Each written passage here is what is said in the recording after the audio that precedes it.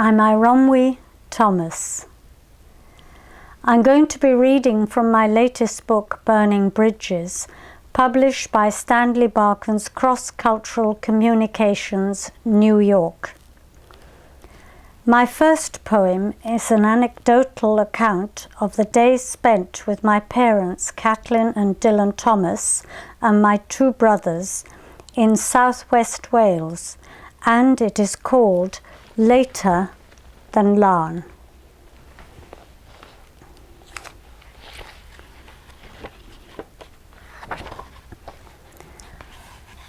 Herons, mussel pools, gulls and pipers encircle our house on stilts high among beaks and palavers of birds. Cormorants scud and gulls glide in my memory. The stones washed by the tide, which I would turn looking for blue and white or floral pieces of china for our crockery houses. And the fish my mother would catch and throw back into the swirling waters of the estuary all around us. I remember them well. And high tide covering our back garden through a hole in the stone wall which embraced our home.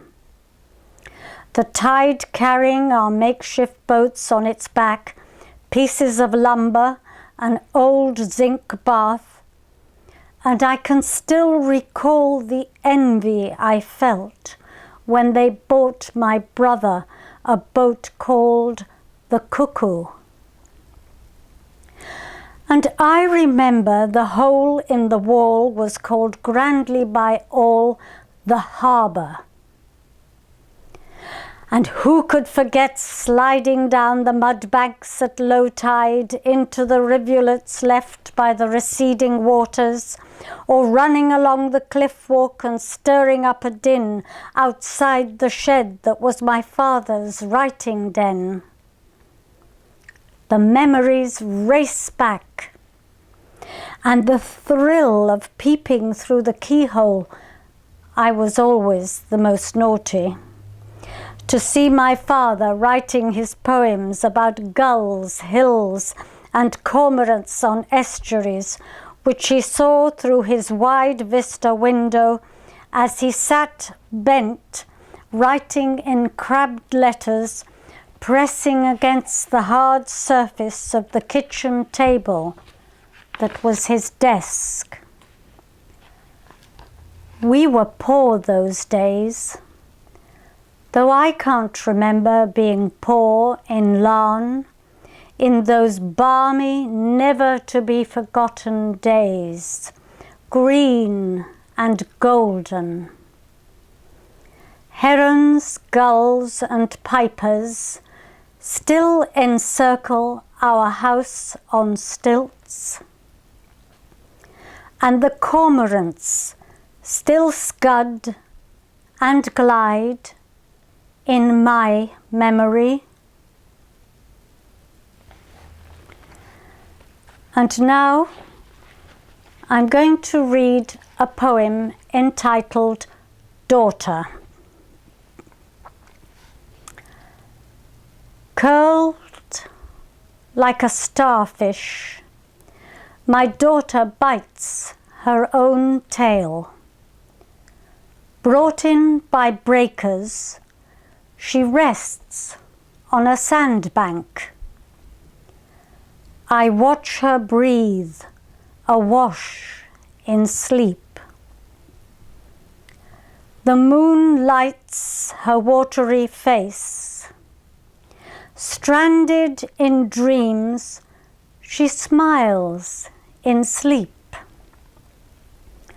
I paddle in the shallows, fall and swirl in the eddies of her hair, moonlit and fantastic, gathering strength for the turn of tide. In the early morning, I'll leave her, curled in froth. And my third poem from this collection is called Night Watch. I am the watchman waiting for dawn through the night.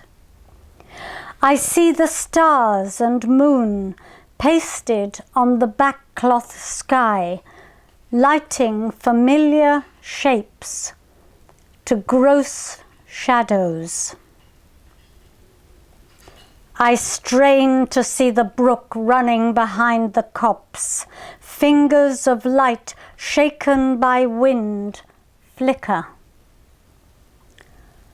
Dawn will surely come.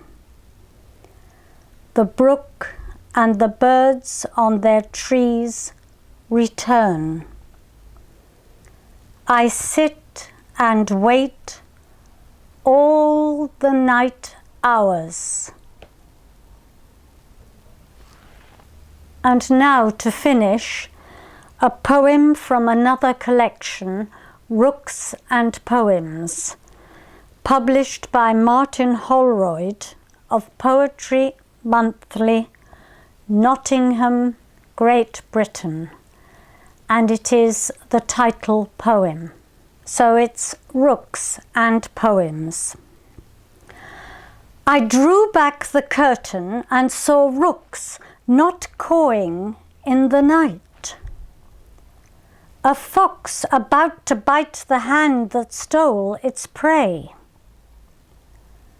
I opened the window and saw a lizard that was not a lizard, seen by the friend of a poet. The ghost of a black cat padding furrily amongst flowers of a vermilion hue, and the nodding heads of daffodils unwilling to cede their season. Spring for summer, autumn for winter. Dangerously, I leaned across the window ledge and saw an allotment with strangely named vegetables. Or were they butterflies? My eye and ear not in tune. Ever more recklessly, I stepped onto the roof for an aerial view and saw a nest of rooks and poems which cawed noisily. Thank you very much.